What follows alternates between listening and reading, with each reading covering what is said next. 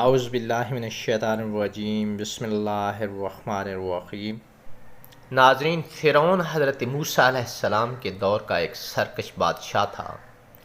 دعوت اسلام سے قبل فرعون حکومت و سلطنت کی وسعت، مال و دولت کی کثرت، عیش و عشرت کی فراوانی اور طاقت و قوت کے نشے میں بے حد مغرور اور بے لگام ہو گیا تھا۔ بنی اسرائیل کے ہزاروں نادار و بے بس لوگوں کو اس نے اپنا غلام بنا رکھا تھا اور ان کے ساتھ جانوروں سے بھی بدتر سلوک کرتا۔ وقت یوں ہی گزرتا رہا۔ عرصے بعد اللہ پاک نے حضرت موسیٰ علیہ السلام اور حضرت ہارون علیہ السلام کو فرعون اور اس کی قوم کو دعوت ہدایت دینے کے لیے مبعوث فرمایا تھا۔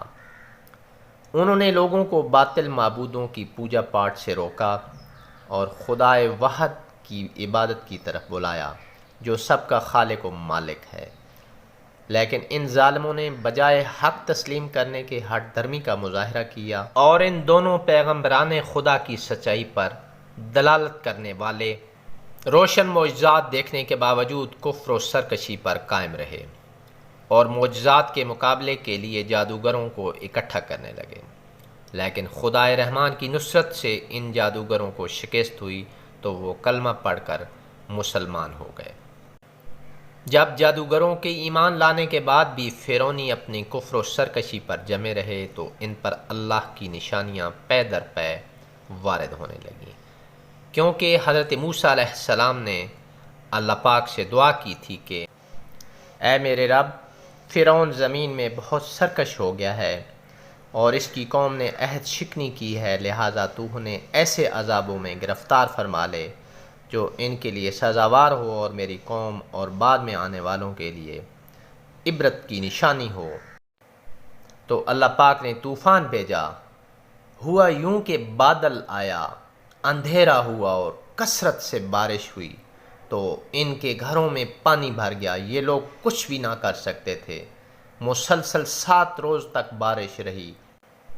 جب یہ لوگ عاجز ہوئے تو حضرت موسیٰ علیہ السلام سے عرض کیا، ہمارے لیے دعا فرمائیے کہ یہ مصیبت دور ہو جائے تو ہم آپ پر ایمان لے آئیں گے اور بنی اسرائیل کو آپ کے ساتھ بھیج دیں گے۔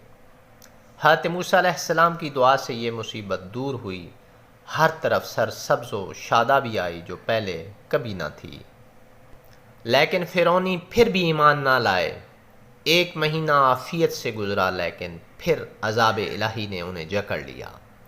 پھر اللہ پاک نے ٹڈیاں بھیجیں، وہ کھیتیاں، پھل، درخت، مکان کے دروازے، چھتیں، تختے سامان، حتیٰ کہ لوہے کے کیلیں تک وہ ٹڈیاں کھا گئیں۔ قبطیوں نے دعا کروا کر عذاب سے نجات پائی، لیکن ایمان پھر بھی نہ لائے۔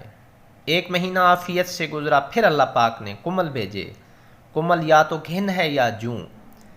اس کیڑے نے بچے کھچے کھیت اور پھل بھی کھا لیے، حتیٰ کہ فرعونیہ کی بھویں اور پلکیں بھی چاٹ گئے۔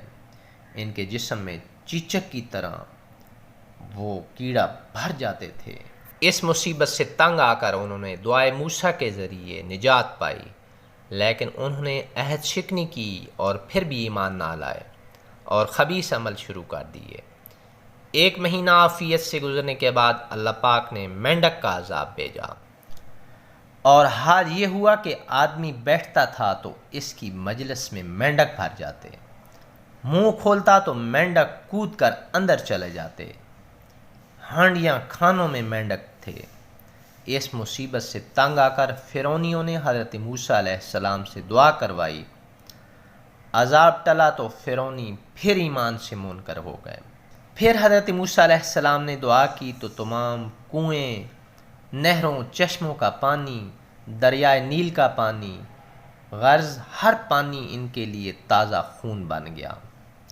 انہوں نے فرعون سے اس کی شکایت کی تو کہنے لگا، حضرت موسیٰ علیہ السلام نے جادو سے تمہاری نظر بندی کر دی ہے، یہاں تک کہ بنی اسرائیل پانی پیتے تو وہ پانی ہی رہتا، لیکن قبطی پانی پیتے تو وہ خون بن جاتا۔ 7 روز تک فرعون اور اس کے پیروکار اس مصیبت میں مبتلا رہے۔ پھر حضرت موسیٰ علیہ السلام سے دعا کروائی، لیکن عہد شکنی کرتے ہوئے پھر بھی ایمان نہ لائے۔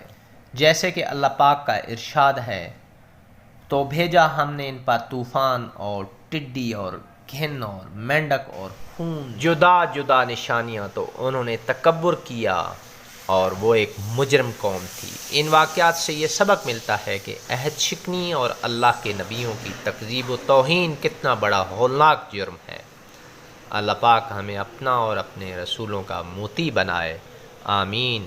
ناظرین، اگر آپ کو میری یہ ویڈیو اچھی لگی ہے تو اس کو لائک کریں اور اپنے دوستوں کے ساتھ شیئر ضرور کریں۔ والسلام علیکم ورحمۃ اللہ وبرکاتہ۔